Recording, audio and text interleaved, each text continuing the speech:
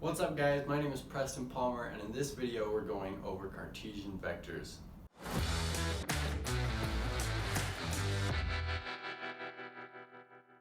So a Cartesian vector is a vector written out in this form, into what's called its components. We often have to deal with 3D vectors in engineering, math, physics, and an easier way to deal with them is by representing them in their x, y, and z components, or how far a vector goes in each of those directions. But what we need to understand first is what's called the right-hand rule.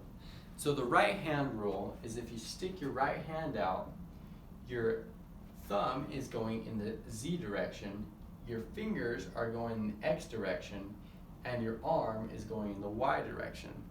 That helps you keep track of which direction is represented by the x, y, and z axes. And so recall that a vector is made up of a magnitude and a direction. Well, a Cartesian vector splits that up into both of those components. You got a sub x, a sub y, and a sub z being the magnitude of how far that vector A is going in each of those directions, and the I, j, and k going in or representing the directions, and we'll get to that in a bit.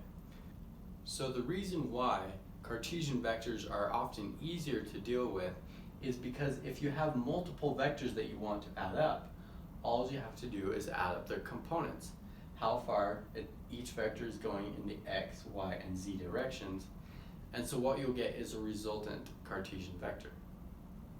And so that is written out by what we'll call vector f sub r, because it's the resultant vector, is equal to the sum of the vectors, which equals the sum of their components. So f sub x in the I direction plus the sum of the y components in the j direction plus the sum of the z components in the k direction. So as you probably figured out by now, the I, j, and k represent how far the vector is going in each of those directions. The I being represented going how far it's going in the x direction, the j how far it's going in the y direction, and the k how far it's going in the z direction. And so we can add how far they're going up in each of those directions and get the resultant vector. So say that now we want to find what the magnitude of A is.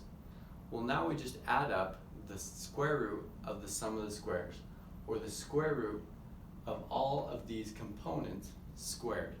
And that will look like the magnitude of A equals the square root of a sub x squared plus a sub y squared plus a sub z squared.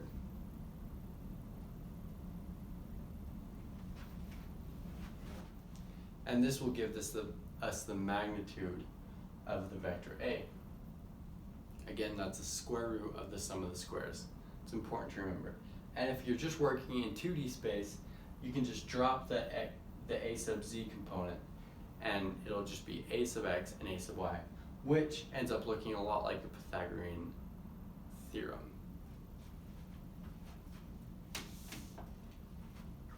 So now let's say we want to find the direction of the vector A, not using the components.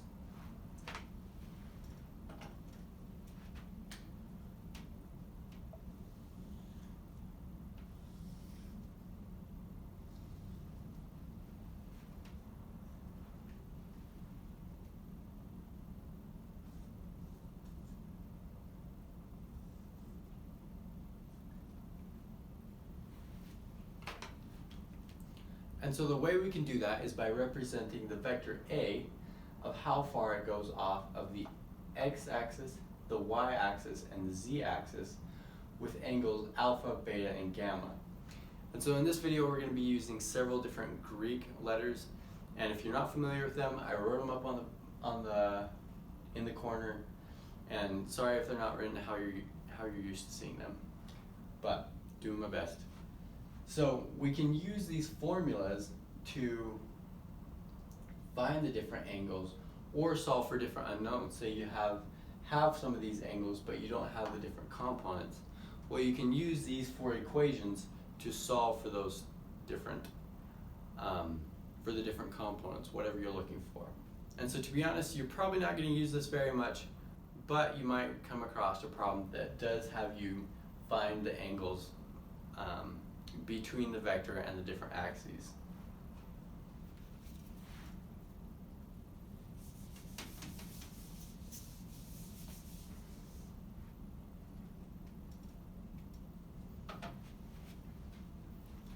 So a more common way to do that is what's called unit vectors. So a unit vector is kind of like a unit circle, in that the unit circle, its radius is just 1. So a unit vector, its magnitude is just 1, and its direction is what's important, and that's what we care about. So say we have vector A, the magnitude of vector A is just going to be a vector going in the same direction, but that's just 1 unit long. So we'll call this U sub A for a unit vector. So a unit vector is just the vector divided by its magnitude, and that will give us just the direction of the vector. And so we can write that out as U for unit vector sub A equals the A vector divided by its magnitude, which split into its components is A sub x divided by A in the I hat direction plus A sub y divided by its magnitude in the j direction plus A sub z divided by A in the k direction. I ran out of room. So we'll see later in this video, in the example problem, and in other videos, how we use unit vectors to solve problems in that we might not be able to do otherwise. Alright guys, here's a few more equations that you might find helpful. We're introducing A prime, which kind of goes from one corner to the other corner of this square formed by A sub x and A sub y. And then a couple more Greek letters, theta and phi, and theta goes from the x-axis over to A prime, and phi goes from the z-axis over to our vector A. And so you can use these to find the different components of A, and that'll help you solve whatever problems you might need to that your textbook gives you. Sometimes it gives it in different forms. It might give you the value for A prime, it might give you some of these angles, it might give you the components and ask you to solve for different things. You just never know, so the more formulas you have, the more you're able to solve, I've found. And we will be using these formulas to solve our example problem in a little bit. Alright guys, we're going to use what we've learned about Cartesian vectors to help us solve a problem. So what we have here is a hook that's being pulled on by two ropes. One being represented by a 3, 4, 5 triangle, and the other's direction being given with angles. So what we need to do is we need to represent these two ropes as Cartesian vectors. So how we're going to do that is F1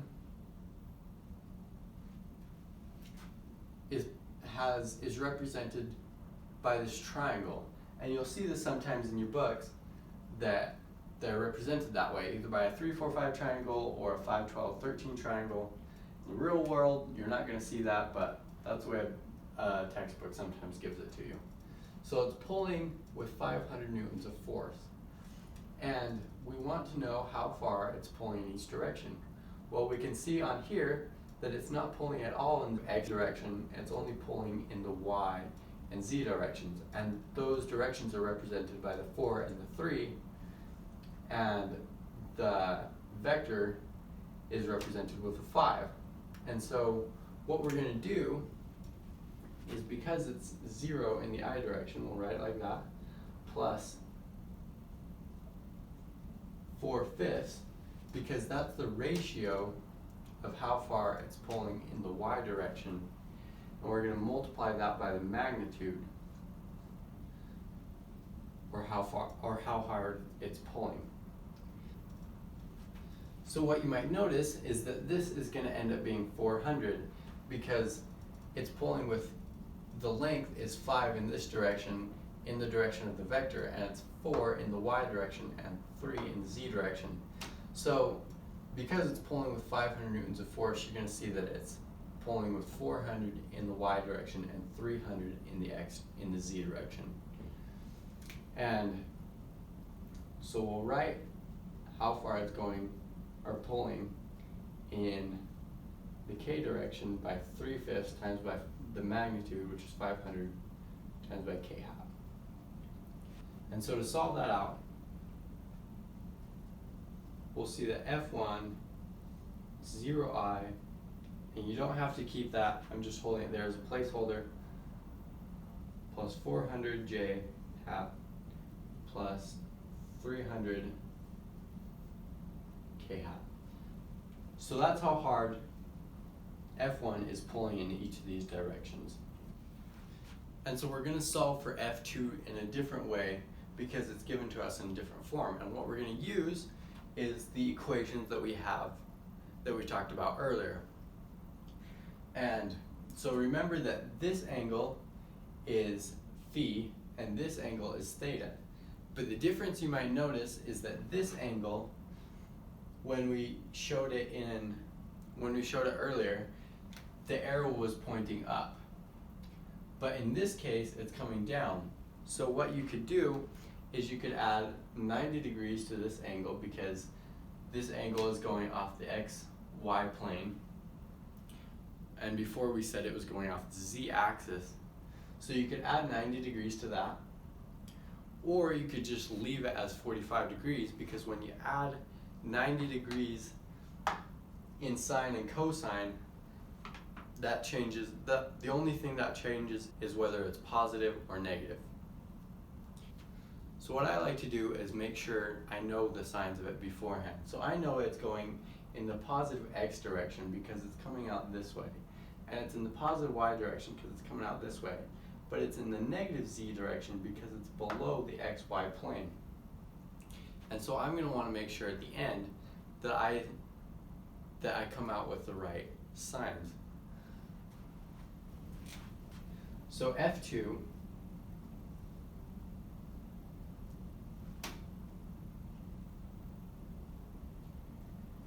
equals, and we're going to use these equations, A, which is the magnitude,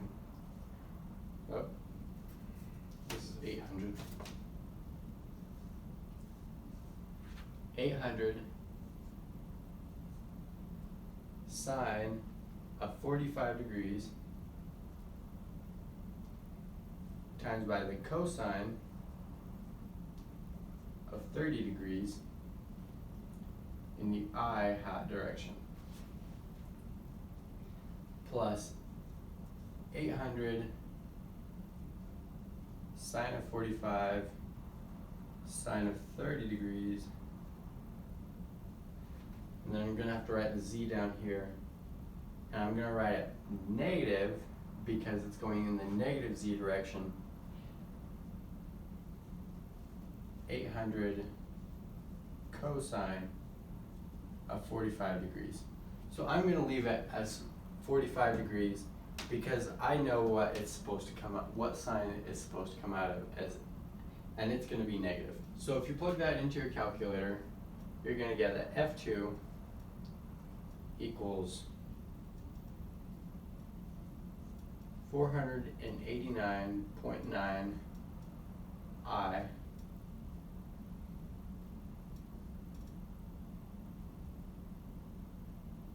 plus 282.8 J minus 565.7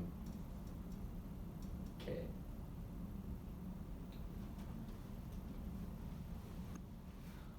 Alright, so now we've represented both of our ropes as Cartesian vectors, which will easily let us add them up to find the resultant vector. And so, I'm going to erase all this. And so the resultant vector is going to be, we'll call it f sub r, is f1 plus f2, which equals 0 plus 489.9 I. We'll write it going down this way because I don't have enough room. Plus 400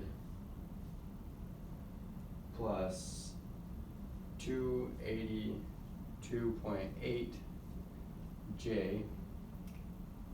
And we're still going to write this as plus, but inside we're going to write it as 300 minus 565.7 K. And so we get that FR equals 489.9 I plus 682.8 J minus 265.7 K. And so that makes sense, right? Because there's no component in F1 going in those X direction, but there is one going in the Y direction, or in the X direction for F2. So the only force in the X direction is coming from F2. And there is a force in the Y direction in both F1 and F2, so they add together because they're going the same direction. And so you get a bigger force in the Y direction. But the forces in the Z direction are going in opposite directions, so that's why you get a smaller force in the Z direction. If we want to find the magnitude, we're going to add up. We're going to do the square root of the sum of the squares. So the magnitude, we're not going to write the arrow over it because it's just the magnitude. The magnitude of the resultant vector is the square root of the sum of the squares. So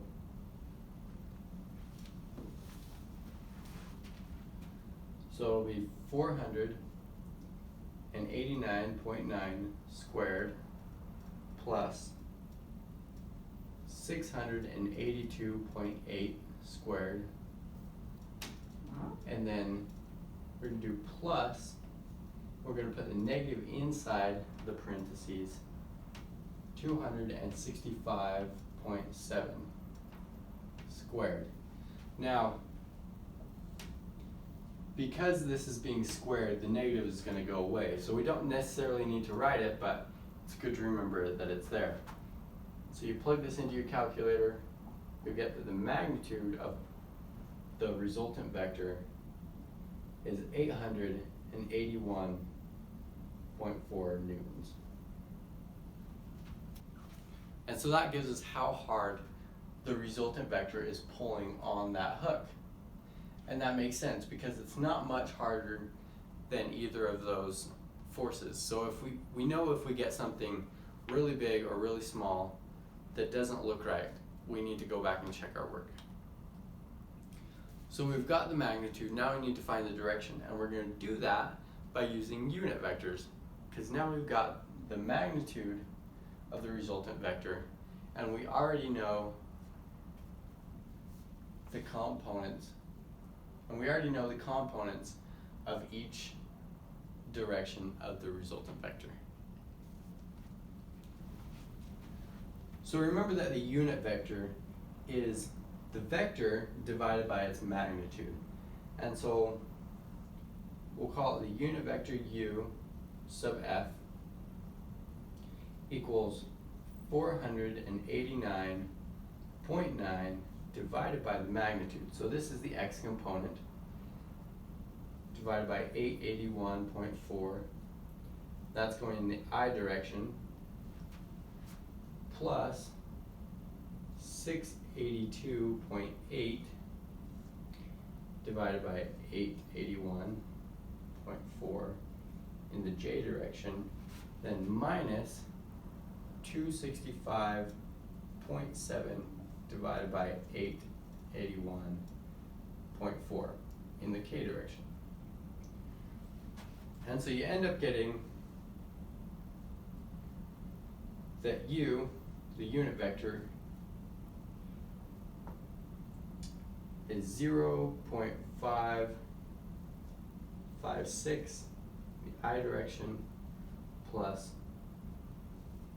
0.775 in the j direction minus 0.301 in the k direction.